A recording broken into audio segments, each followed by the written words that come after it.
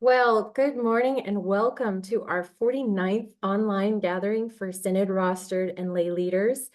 Our monthly gathering is called Coaching for All Seasons, and it is sponsored by your Pacifica Synod coaches. And we thank you for joining us today.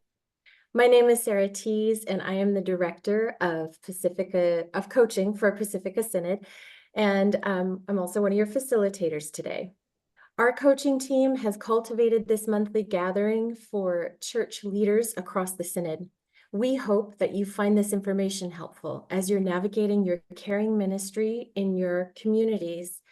This is meant to be a time of insight and learning, and it's meant to be a brave space for you to feel capable of safely acknowledging who you are and how you are doing. I'm going to introduce my fellow coach, Daryl. And Daryl, I would love it if you could take it away and introduce our presenter today. Sure. Thank you, Sarah. Yes, it's great to have Johnathan Reitz with us again. And many of us here and those who will be watching this recording later know Johnathan fairly well. He was with us last year for kind of part one of this topic of AI and especially, how it affects the church and everything. But I just want to share a couple things about Johnathan. I've known him for several years. And he's one of my trainers. I think everybody here, most of the coaches here, we've either been trained by him personally or by his training organization. Used to be CoachNet, now it's Fluxify, and he is the owner and chief trainer of that organization. He also is on the task force for ICF, International Coaching Federation's AI task force, if I get that terminology right. He has been very instrumental with coaching with the ELCA because he was one of the early developers of coach training here in our denomination, and we're so grateful for him. And I think all of us here and other coaches, we are inheritors of his training and his expertise. He's been doing this for 27 years, if I recall. And I remember seeing recently on a LinkedIn profile that you said something about that you've had more days coaching than not coaching, which is incredible to say right there. So that's an incredible testament to you. And the one thing I do want to share, this is just a recent accomplishment or acknowledgement of his status as a coach. He is now in part of the coaches 50 list on coaching.com. I mean, I was looking at this list of the 50 coaches. I was like, holy moly, he is with some significant names like Marsha Reynolds, who I think has been in part of ICF since the early days, back when it was first founded. And she's a past president of ICF Global, and he's with so many other great thinkers. And he was part of this because they're recognizing him as an executive coaching for his impact, influence, and engagement with his clients. So that's a significant accomplishment. I mean, you think of the thousands and thousands and thousands of coaches and him being part of that 50 core recognized group. We are honored and blessed to not only have you as a friend, but to have you take your time out today to be with us. So, Johnathan Reitz, I turn it over to you, my friend. Daryl, thank you so much. It's always an honor and a treat to be with my ELCA coach friends. You're absolutely right that in 2002, I was one of the original 9 people in the ELCA trained in coaching. And I'm so thrilled to see what has happened in ELCA coaching since then, from 9 to literally thousands across the denomination, all starting in that initial group.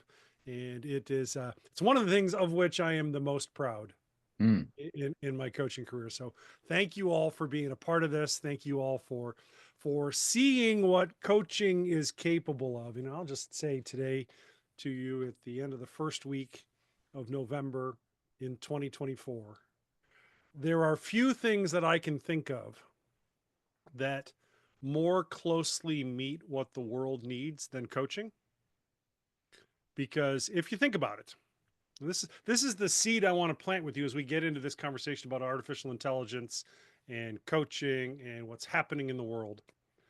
Coaching is one of the only disciplines of which I am aware where the core charter is to take the things you've been given, your natural gifts, your training, your background, your history, your connection with other people, and leverage them exclusively to benefit the other person engaged in the coaching conversation.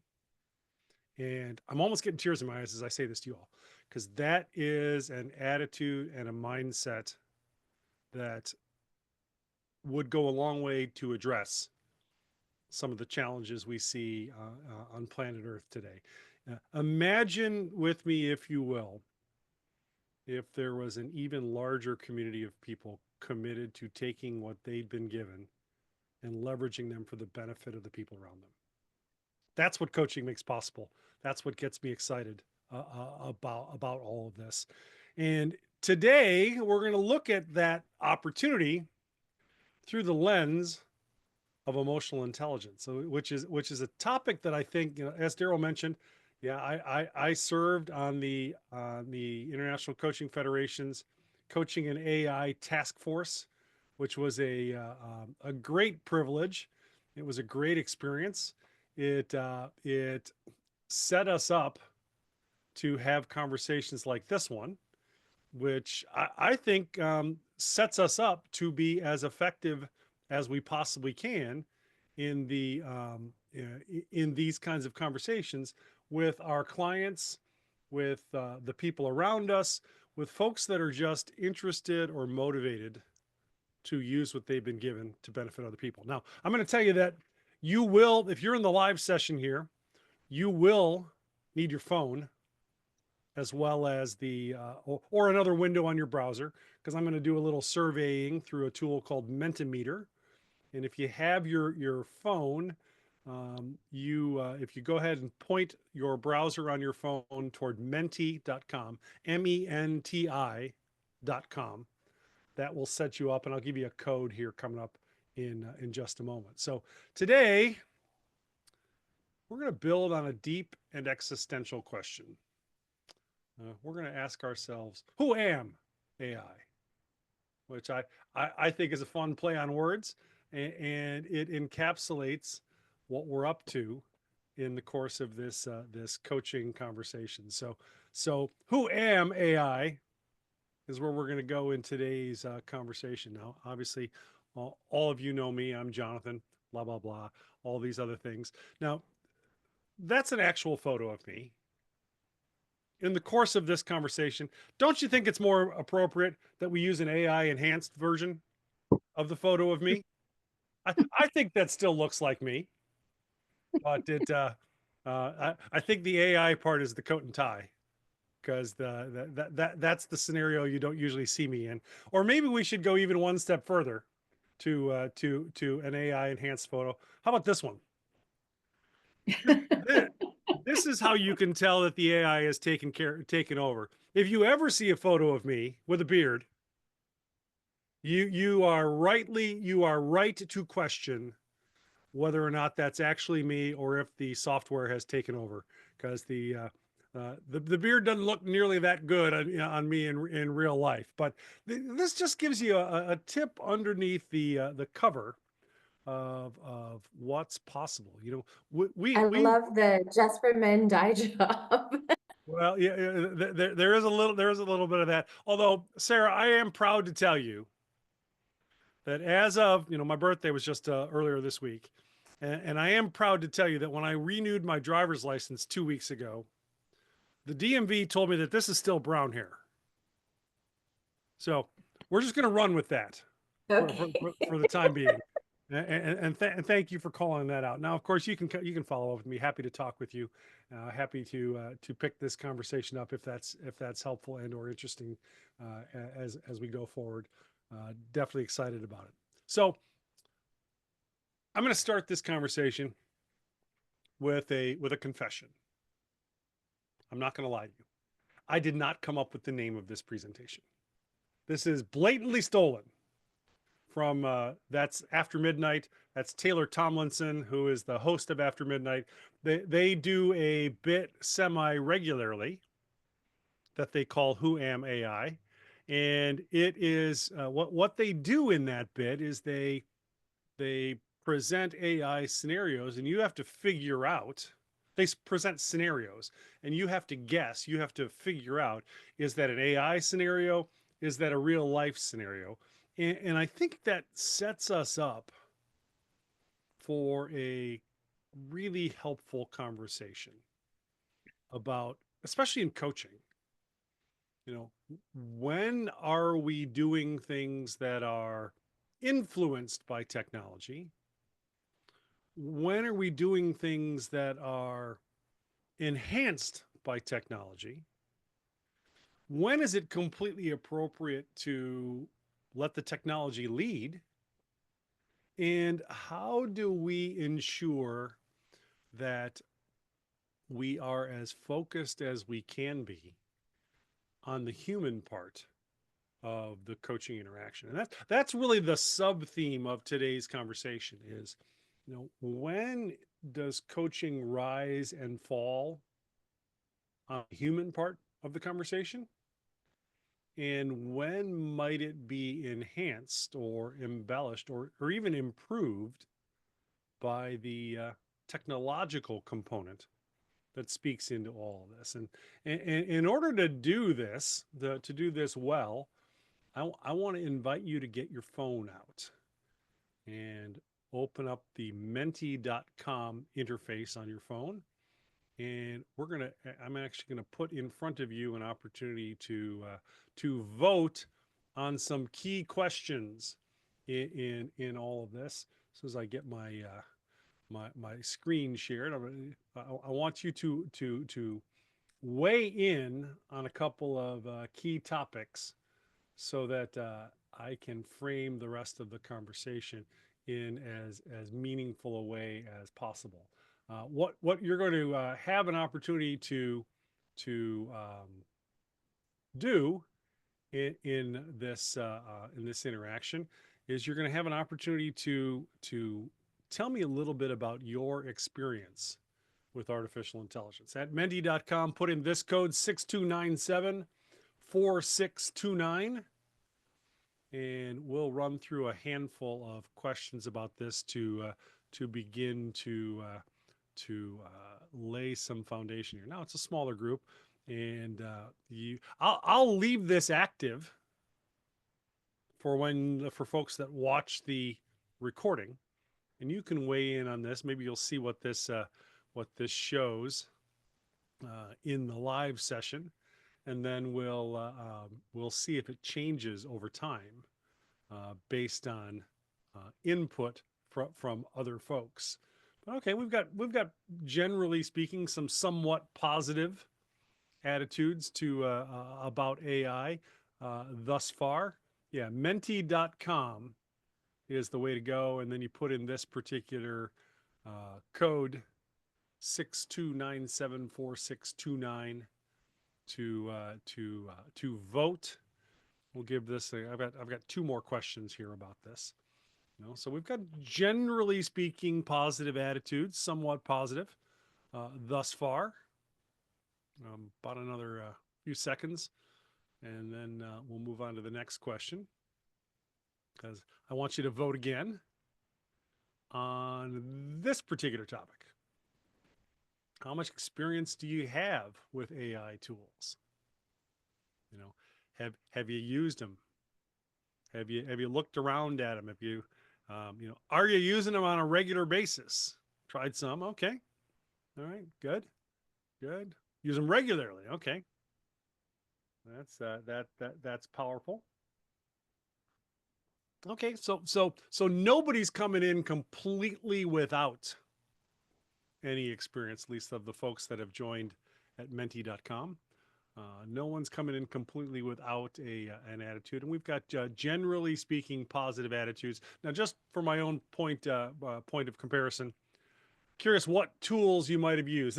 This is one you're going to have to type in, and I'm going to presume that ChatGPT is one that lots of folks use.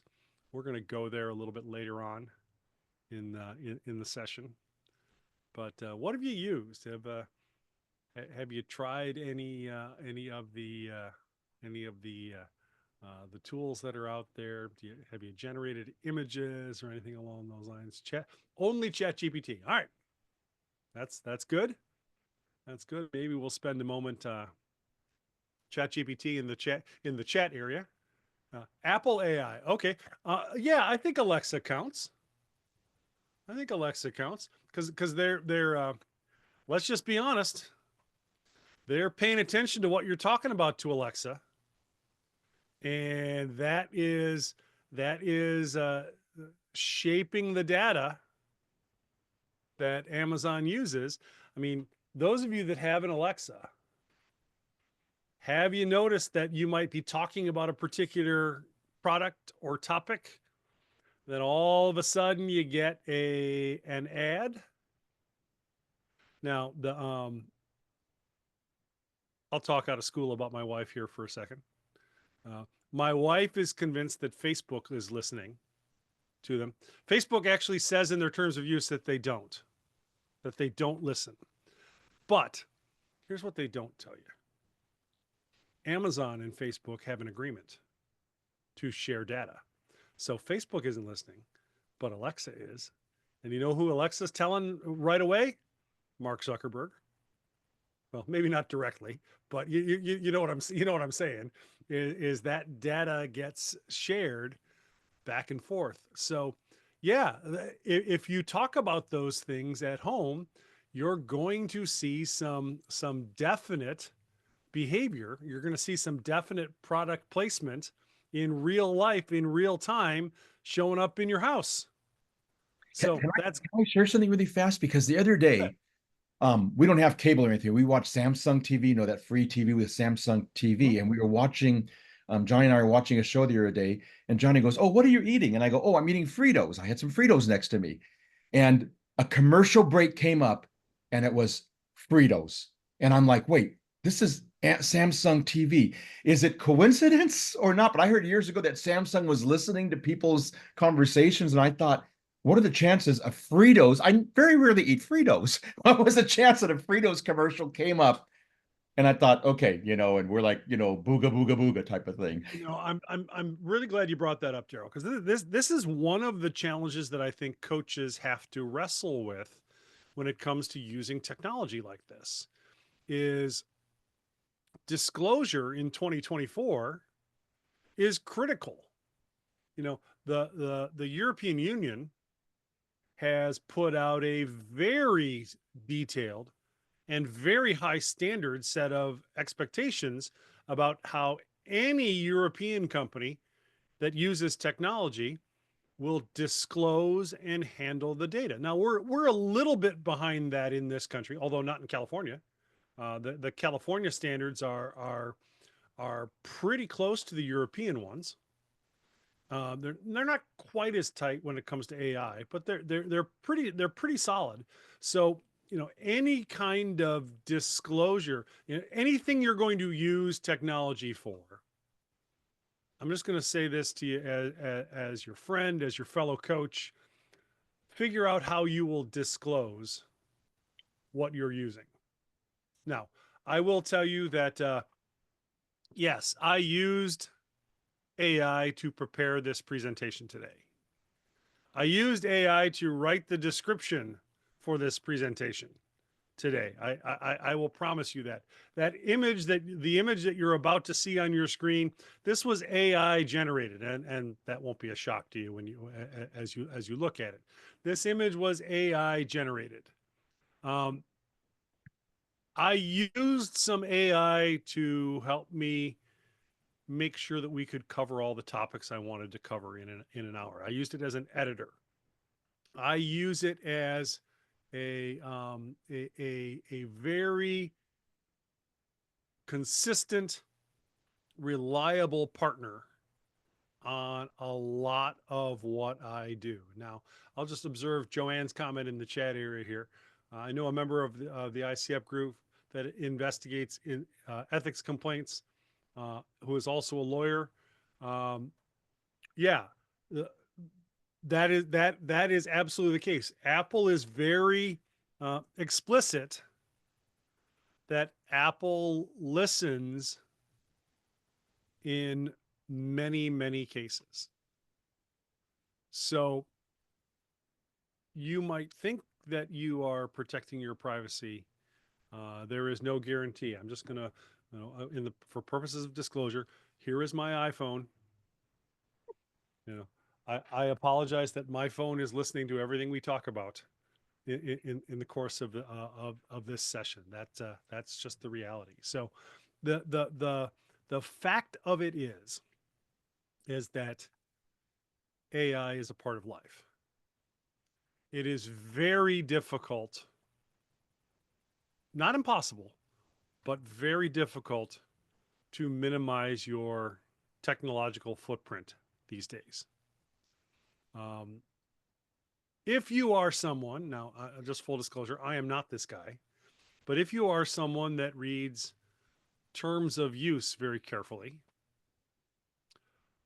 be prepared to be shaken by what you discover in the course of that. I would suggest to you a better strategy is to not visit places you don't want people to know that you go, because that really is the only preventative strategy we have in front of us. Now that I've scared the hell out of you, let's do something maybe a little more fun with our technology over the course of the next little while. So we're gonna look at 4 key areas here. First of all, we're going to revisit a topic we touched on last year, which is asking the right questions about artificial intelligence. Because I think there's a lot of helpful questions. I think there's just as long a list of questions about AI that are not helpful. I want to help you stay focused on the key ones. Secondly, how can I use AI to run my coaching practice? This is a big one. I'm going to give you some prompts you can use in ChatGPT to maybe focus your coaching practice a little bit. Yeah, we're going to spend a few minutes on ethics, coaching ethics in AI. And then we'll end with AI for coaching skill development. And I'm going to show you a strategy. I'm going to give you a prompt and show you a strategy that you can use to sharpen your coaching skills with just a free ChatGPT account to move forward. So here's where we're going to go. We're going to do this all in 35 minutes. So buckle in. Asking the right questions. Anybody want to guess what the most asked question by coaches about artificial intelligence is? Anybody know? No. Nope. All right. It is a moderately outraged question where the coach says something along the lines of, how can anyone think that software or a computer can do what I do? And I hate to tell you, but this research project that has been replicated now multiple times, this was originally done by a guy named Nicky Terblanche. He's a business school professor at the university at Stellenbosch University in South Africa. He's a friend of mine. He was on the ICF coaching AI coaching task force with me. Just take a look at this. Over a period of time, in this case, it was 8 months, the results that were generated around goal attainment, where a human coach met with a client and they nailed down a goal and then they coached toward accomplishing that goal. And then an AI coach did the same thing. Over the course of 8 months, look at this. They ended up exactly in the same spot. So the chatbot coaches that are out there, and there's a lot of them right now, the chatbot coaches that are out there, quite honestly, if we're talking about working toward goals, they can already, by the way, I should mention that this study is 2.5 years old and it's only improved since then. So if your clients are coming to you to work toward a vision or to work toward a goal, you know what? The advantage ain't as big as maybe we would like to think it is.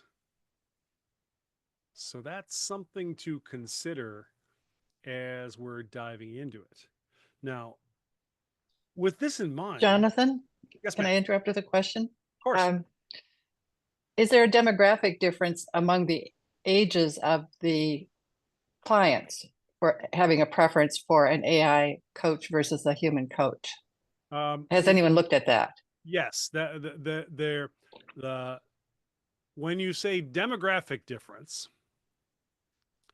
there is, but it's not necessarily what you would think it was, because my mind goes to, well, age Mhm. would be a core component, and yes, that is a factor, but not nearly as big a one. The bigger demographic influence, and this is more of a psychographic than a demographic. The bigger distinctive influence is comfort with technology. And that is often indicated. Actually, I was just talking with Nikki about this, I don't know, one day last week.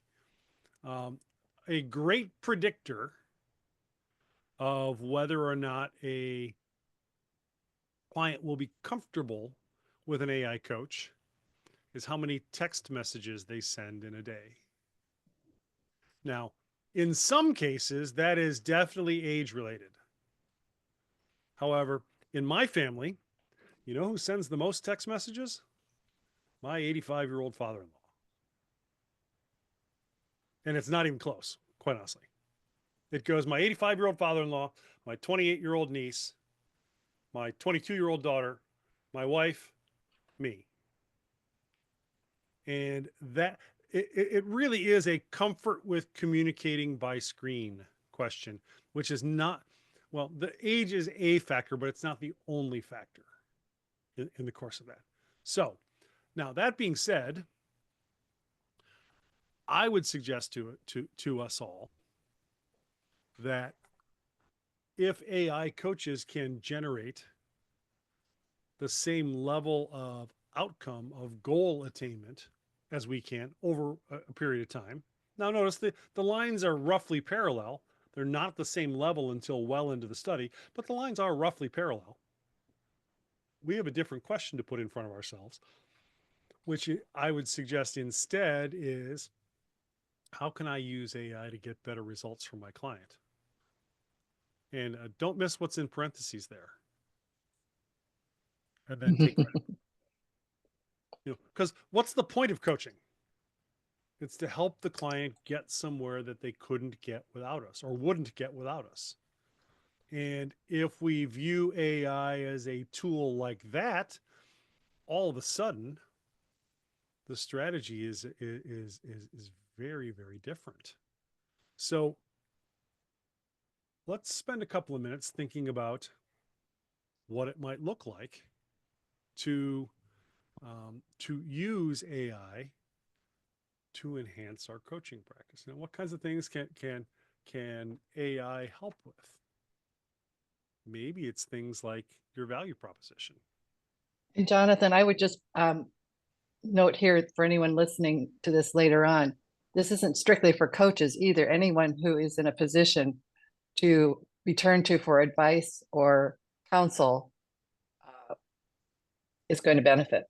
Or anybody that is in a situation where they're leading something. You know,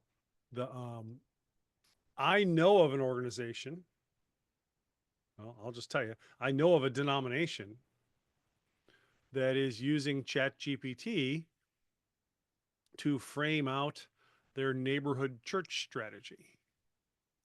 They're taking all kinds of information. They're putting like local survey information. They're putting neighborhood data. They're putting employment data. They're putting school system data into ChatGPT. Now I as I refer, don't think that they're just throwing that out there willy-nilly so that OpenAI can use this data to shape their large language models.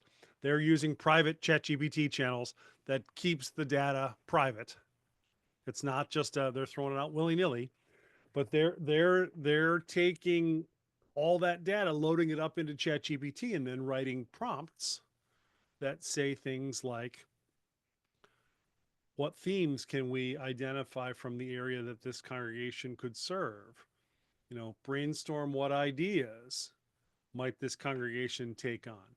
And now they're not committing to those plans right off the bat, but they're stepping back and saying, you know what, this is a set of topics that we can explore a little further. And that, I'm going to suggest to you, is really the critical orientation here.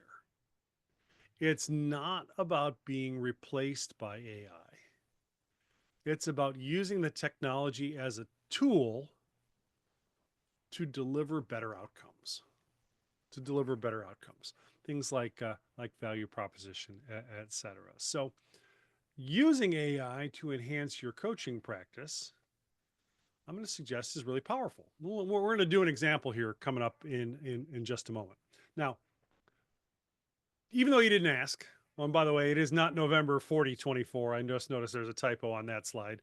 Um, we're not projecting ourselves 2,000 years into the future here on all this, even though that image might make you feel like it. We're not doing that. Let me just take you to school very quickly on how to prompt. That's what they call the commands you put into a ChatGPT framework. They call it a prompt. Let me give you a couple of key guidelines around prompt formatting. Here we go. Number one, always set the stage with expertise. You are in fact, I like to use, business development expert or entrepreneur or things like that. You are a marketing expert with 15 years experience. Then always tell ChatGPT what format you want the results in. Do you want paragraphs? Do you want sentences? Do you want bullet points? I personally like this. This is what appeals to me. And I will use this line. I'll say, give me a summary sentence and then bullet points to support it. I find that really sets ChatGPT up to be really thorough, thoughtful, and careful. You can add support material. Now, remember, if you're using the public free ChatGPT, they're using it to train their machinery, their programming, and to make it better. So if generally speaking, if I'm just using my standard, I have two ChatGPT accounts. I have just a standard account. Then I have a private company account that keeps it shielded off. And I'm very careful about where I go and what I do with that. Support material. I only put publicly released support material into the individual account. Like I have loaded the ICF competencies into ChatGPT about 7,000 times. It's only a slight exaggeration. And we're going to do that coming up here in just a minute. And then ask specifically for the strategy. Be strategic about what you want. For example, I want a value proposition for my coaching practice. And I always begin those, and a prompt engineer I know in Germany, a woman named Rebecca Rutschman, convinced me that the best way to do that, and I do this semi-reliably, the best way to get the results you're after is to begin that strategy with, I need you to, because for some reason, because of the data that ChatGPT has been trained on, it responds really well to the relationship between the user and the model. It likes to be thought of as a person. Is that creepy? Well, I'm not weirded out by that, but some people definitely are. Some people are definitely unnerved by that. And then I always end the prompt with something like, take your time and work through this step by step.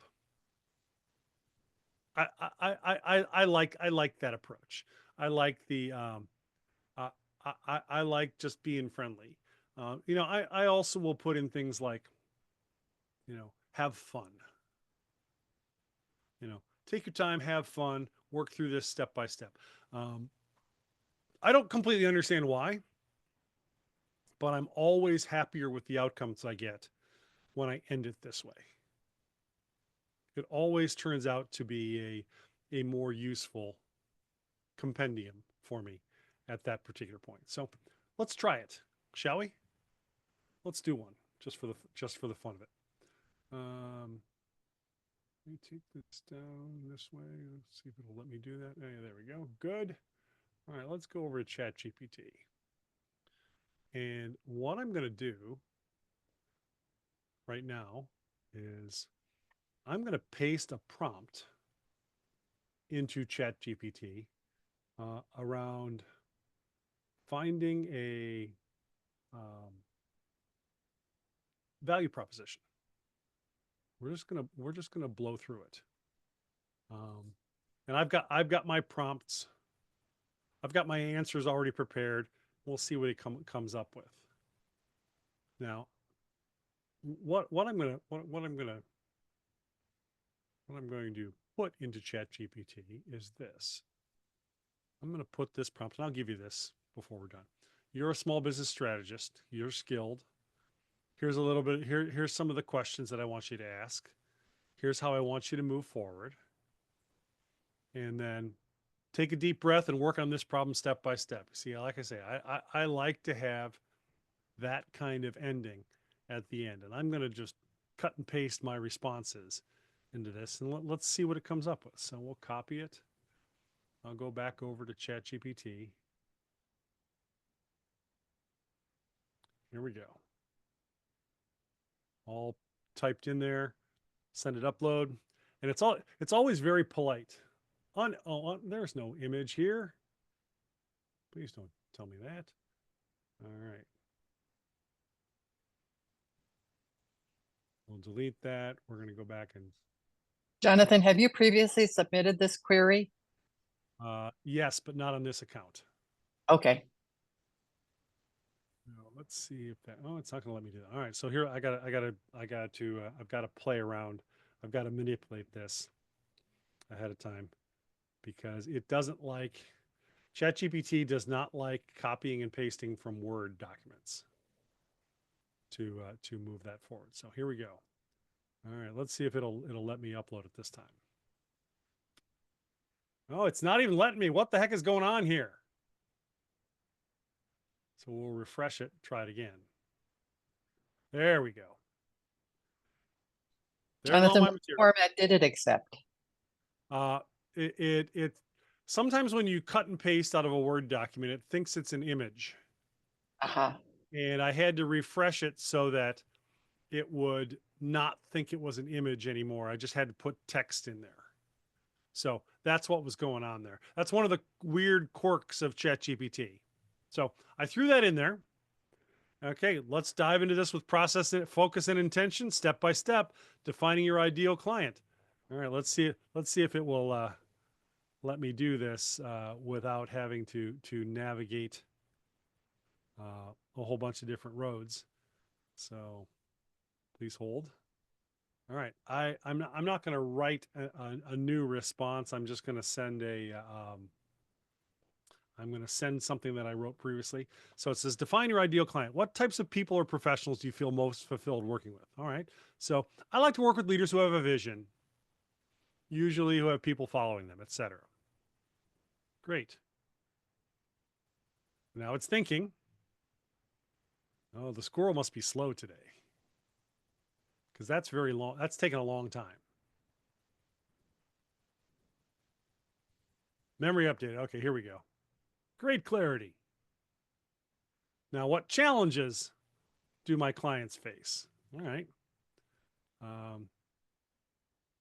Let's take this response in. Well, in this particular case, these leaders are challenged by sales. Something went wrong. Oh, that's weird. So I'm guessing this means there's a lot of traffic on ChatGPT right now, because sometimes that's what happens. Now, it'll say memory updated in a second. There we go. Look at how encouraging ChatGPT is. Isn't it friendly? That's the model. That's the language model that they've learned to deliver. Now, many of my clients, what specific skills? Okay, let's talk about those particular skills. Many of my clients are trying to learn to manage people to get better. Ain't that the truth? That's primarily who I work with these days, is people trying to learn to manage other people better. So we'll put that up here. Let me make that let me make this whole thing a little bit bigger so you can maybe see it a little easier. No, pain points. Good. You see, it's following exactly the format we put into the challenge. And all right, here's my pain point response. Usually, it's cash flow is the issue that these managers are dealing with. Whoops. See, now I took it right out of the Word document, so it had that little image there, so I had to delete that. Oh, come on, ChatGPT, what are you doing to me? It must be pretty busy. All right, now differentiating. Let's look at how to differentiate. And what I'm going to use as a line around differentiating is I'm going to say things like, I want to invest in my client. I want to be known as a guy who invests in them. And, there's that line. I use what I have to make them better. That really is becoming a rallying point around my coaching. So let me correct the typo, although ChatGPT doesn't care about your spelling, generally speaking. So let's see what this comes up with. This should, oh, come on now. This should pretty much be everything it needs. Oh, here's a value proposition. Let's take a look.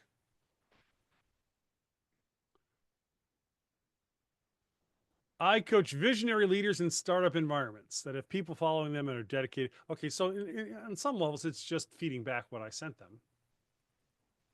But my clients face critical challenges, including cash flow, sales, addressing growth pressures, intensified by investor. Yeah, that's a nice rewording of what I put into it. They frequently encounter obstacles in thinking through the implications. Yeah, that's for sure. And we work together to enhance their ability to manage people. You know what I'm gonna suggest we do here. I'm going to ask it to do better, or do differently at least, and to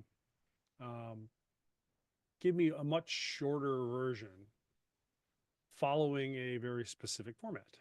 So, see, much shorter version following this format. My coaching helps ideal client description who want to short list of typical problems by goal number 1 and goal number 2, and addressing pain number 1 and pain number 2. Make it no more than 50 words long. Let's see how it does now.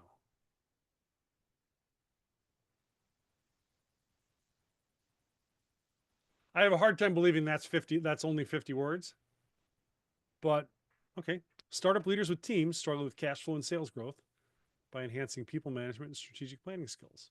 Yeah, it's not bad. What did that take? We started this at 243. It's now 247. Even with the slow ChatGPT, it took 4 minutes to get a statement that I can. No, I don't think I would slap that directly on my website, but I'd use it as a starting point. I don't think that sounds like, that's not actually how I talk, but it's covering the key points. So you can get very specific pretty clearly, pretty quickly, by using a tool, by using this as the tool. Now, using it in your coaching engagements, the critical component is to keep your focus on what's going on for the client, even before what's going on for you. Now, in a value proposition, that's not a great example of that because it's the value you offer. But as you're doing this inside of a coaching engagement, thinking about what value your client is taking away is really the powerful opportunity. All right, so that's an example. And I'm going to give you a document. In fact, let me put this in the chat area right now. And if you're watching the recording, Sarah has promised me that she will load this on the website, and you'll be able to download this from the Pacifica Synod website to have this be a key component of what you're offering. I'll just. And Johnathan, can I just say a couple things? So when I've used ChatGPT, I was one that says I kind of use it on a regular basis. Sometimes I do it just for fun. It's like write a story, write a poem, based on this movie in the voice of so and so, whatever. I've done things like Yeah. that for the fun of it. But what I've done often is for like Bible studies or topical studies for like church. I've just kind of, I got this from you already about I start out with I'm a pastor with the Evangelical Lutheran Church in America, doing a midweek 6-week study on, let's say, the book of First John. And I want to make, kind of, and I give those kind of prompts to it or whatever. And so, like, like even like Carol said, this can be used for so many different contexts. I've even used it, full transparency, to say, give me an example, a sermon illustration, for this particular passage from the Bible or whatever. And some of the sermon illustrations have been, really good. Some of them have been, a little bit hokey or whatever, or yeah, and things. But it's just been amazing what you can do with this. When I first started playing with this about 2 years ago, I got lost for like hours. I'm like, oh my gosh, I'm spending way too much time, Yeah. Yeah. doing this because it was kind of fun. Here's my favorite, most fun tool. I'm adding a rewrite prompt. I said, here, rewrite this value proposition as if it was written in the style of the King James Bible. Verily, my coaching ministereth unto visionary leaders. Now that I might use. That I seriously might use. Yea, my counsel is set apart, for I invest in each one as a steadfast ally. Yes, and with mirth and laughter, you want to make light the weighty matters, that they might find joy even in tribulation. Tell me that's not what coaching is all about. Now, yeah, you can have a little fun with that. You can definitely have a little fun with this, and there is sometimes I have noticed that sometimes when I do that in this way, because I'll use that prompt sometimes, like when I'm stuck, to say, rewrite it like it's King James English, and get me.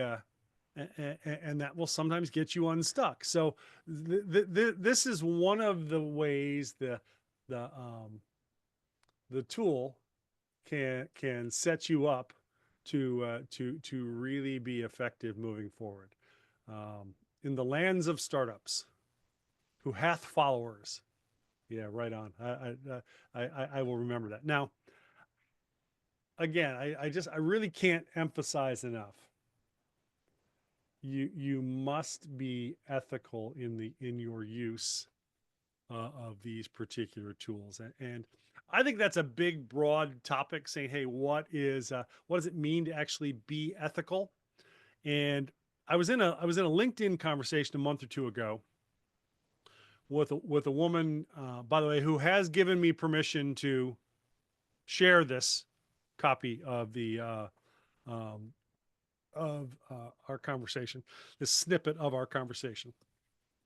Wendy Ann Smith is the founder of the Coaching Ethics Forum, and she was commenting on the post that a mutual friend of ours, a guy named Sam Isaacson, who lives in the UK, she was commenting that if someone sent her an email that read basically,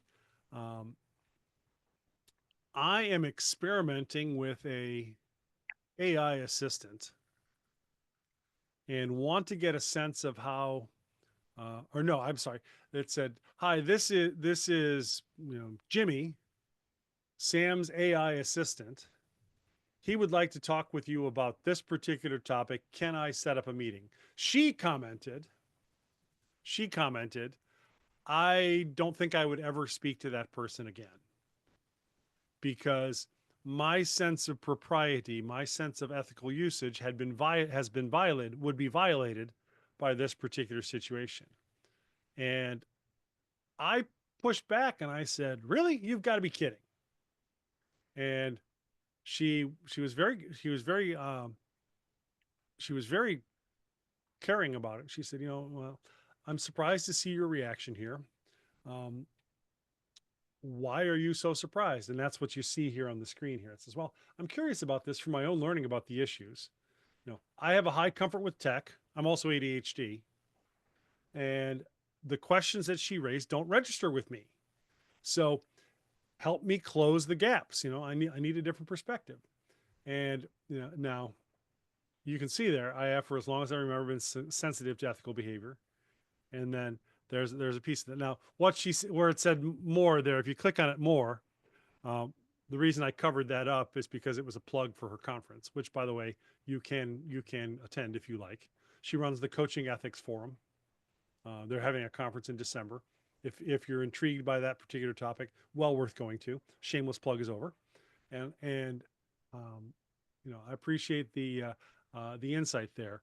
Now, the other thing she mentioned. Now the shameless plug is over. The other thing she mentioned is that permission for use of any AI is the critical component. No one should be surprised by your use of AI because their data may end up in a particular framework. And so I would throw out to you, where ethics is concerned, there are 4 key topics. You must have a clear purpose and a scope for how you use AI. I will tell you flat out, I don't use AI for client generation or, finding new leads or anything like that. I only use it to evaluate coaching conversations, and it's in my written agreement that I can do this. So if a client doesn't want to do that, they have a chance to opt out, but it's in the agreement. You must give consent at all times. In fact, it's better off if you do it repeatedly. One of the things we're toying with at Fluxify in terms of coach training is we're toying with eliminating all of our writing assignments and just having people interact with a chatbot. A digital coaching supervisor to draw those reactions out of them.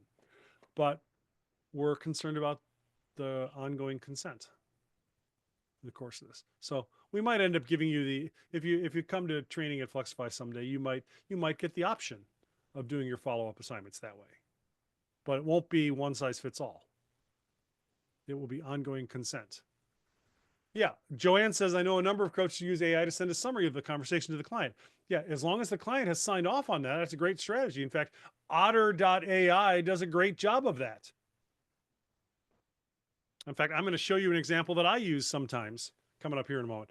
Your privacy and data handling. This is one of the things that every coach will need to have on their website. Hey, Daryl, can I go 3 minutes over? Sure. That's Okay. fine. We started a little late anyway. All right. I'm gonna go three or maybe 4 minutes over. Every coach will have a privacy and data handling policy on their website before too long. By the way, use ChatGPT to generate it. It's really thorough. seriously. Now, I know it sounds counterintuitive, but do it. It will make a tremendous difference. And the overall orienting mindset has to be to complement your coaching, not to replace anything you're doing. It's an extension. You're doing things for the client that you wouldn't necessarily be able to do otherwise. Which leads us to AI for coaching skill development. And I'm going to suggest to you that this is where it gets fun. So in a moment here, we're going to go back to ChatGPT. And I'm going to put a transcript of an actual coaching conversation into ChatGPT. This is a conversation that I got permission from the client, and we're going to use this prompt, and I'll give you this prompt too. So Sarah, before you ask, here's the coach development prompt into ChatGPT, and I'll just tell you that when you look at that prompt, I also include the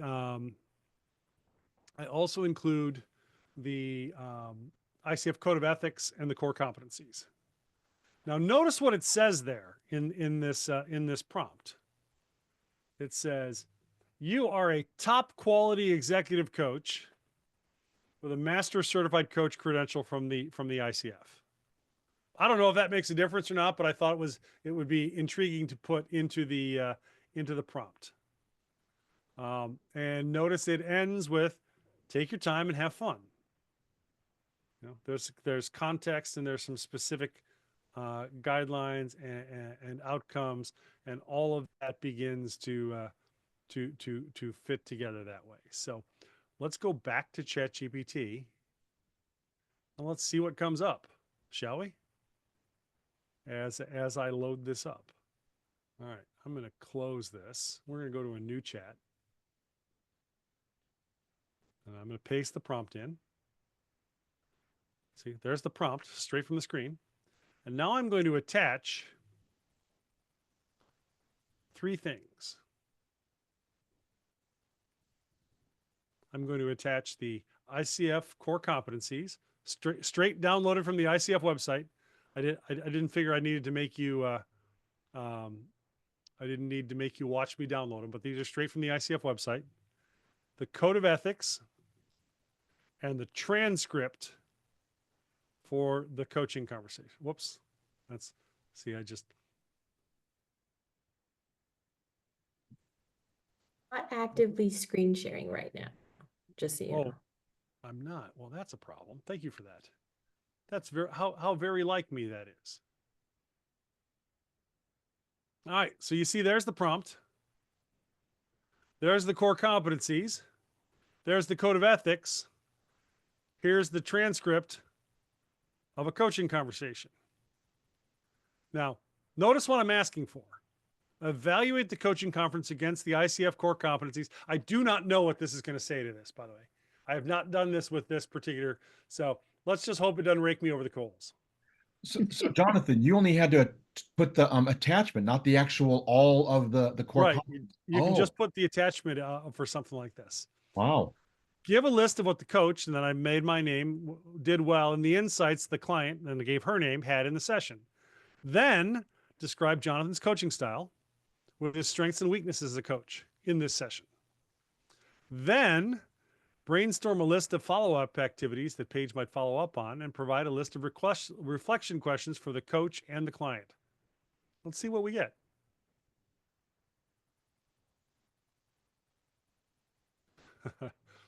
Well, Johnathan did well. All right, I can live with this.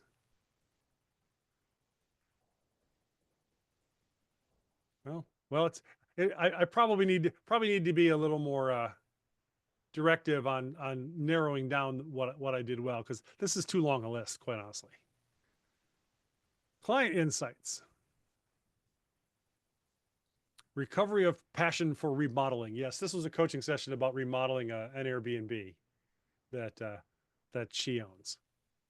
Insight into value alignment. Okay, good. We'll take that. Johnathan style, coaching style, strength and weakness, coaching style, intuitive. I'll take that. The strengths, empathy and presence, insightful questioning, adaptability. Oh, interesting. Weaknesses. Limited challenge for exploration. That's a viable observation.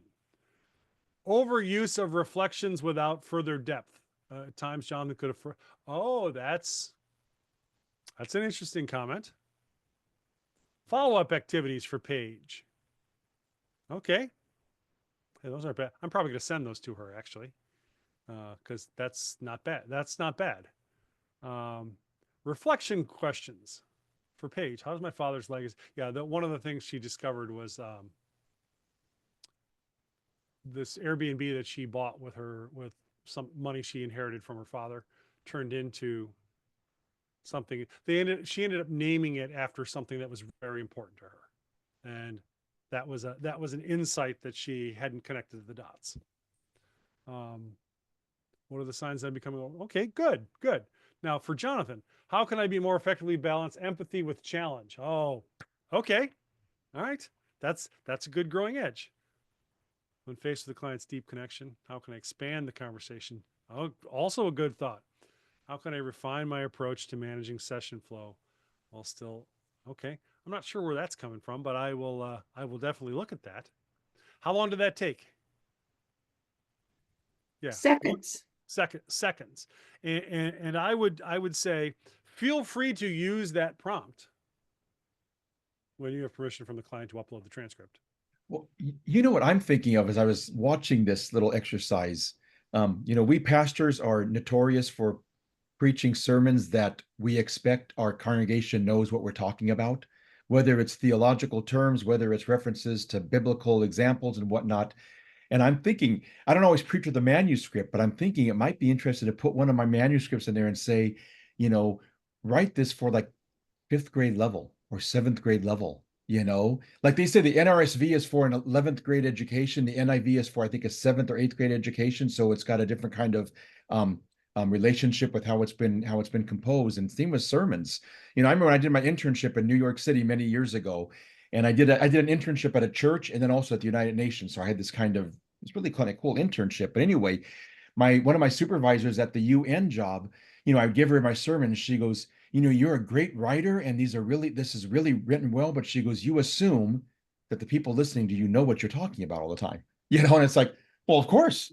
If I say, well, Elijah, remember that time Elijah, was fighting the prophets of Baal, and people are like, who's Elijah and who's the prophets of Baal? You have those assumptions we pastors do sometimes, and but I'm just thinking that might be an interesting exercise, and also to get to the maybe the confidence or the pride that we have as pastors, like, oh, my people will know what I'm talking about. Well, will they?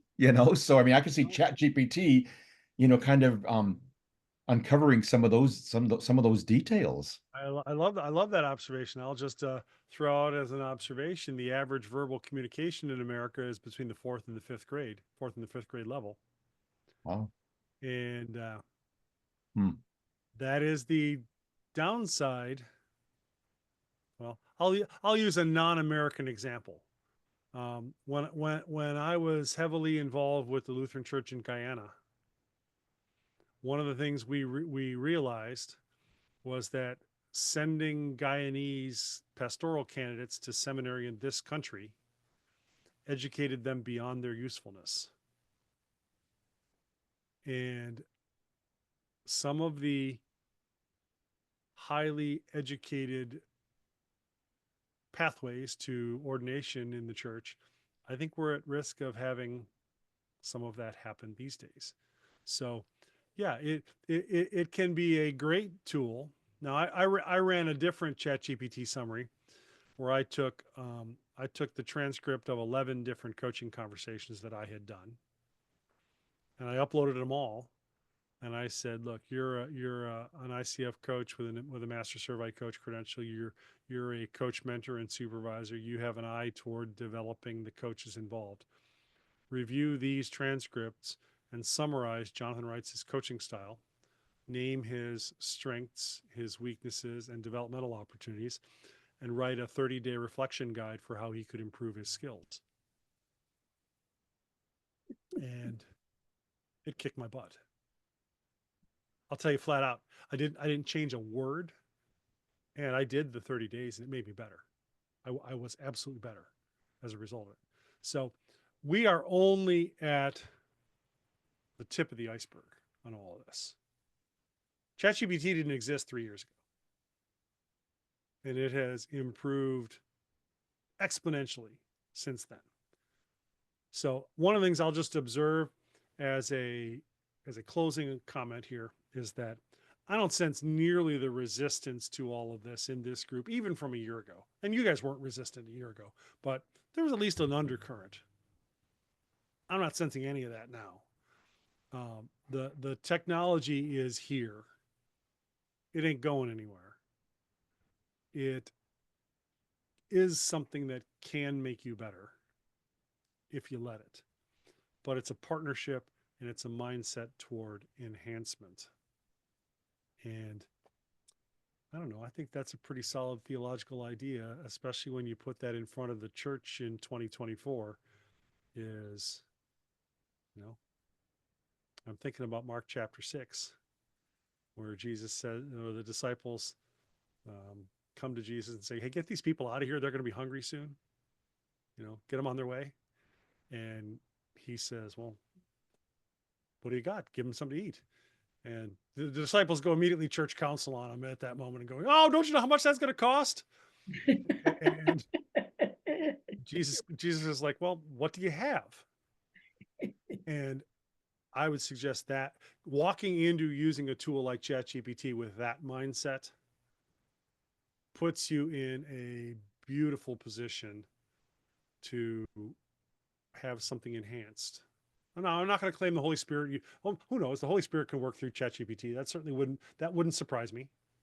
But if you go into it with that attitude of saying, I want to see what I have to use that I can build on, help me see this. It will enhance you beautifully and powerfully. In fact, and on that note, Daryl, I will pray to wrap this group up. And then I'll stick around if you have any questions after we pray. The Lord be with you. Let us pray.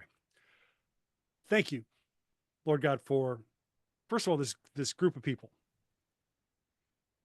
living with hope, looking for hope, leaning into hope, and wanting to use what you have given to make not just themselves better, but to make other people better, and in the process to unlock a little bit of that kingdom of heaven here on earth. Lord, I'm just grateful for that. That is a balm to my soul, and I am grateful for that. I ask you, Lord, remind us of that moment in Mark chapter 6, where you're just saying, hey, what do you have?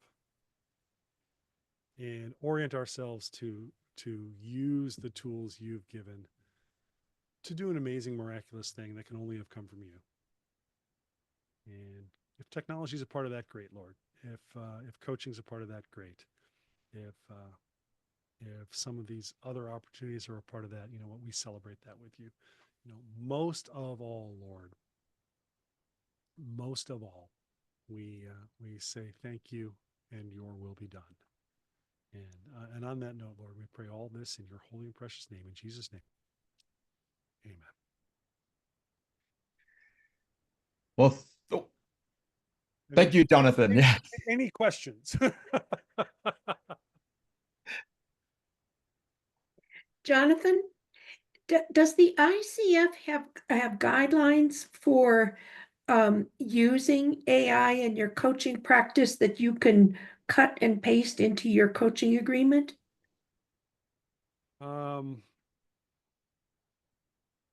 Yes, but there is a standard set of recommendations from the ICF about the use of AI in coaching.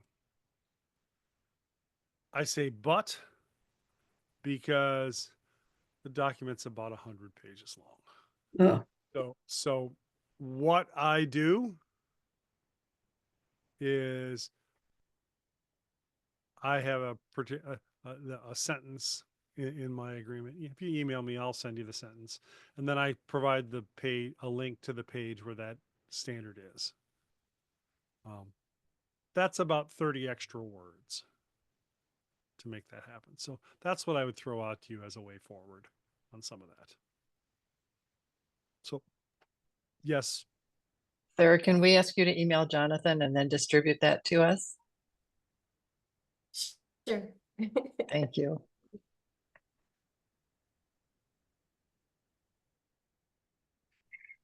Johnathan, how are you?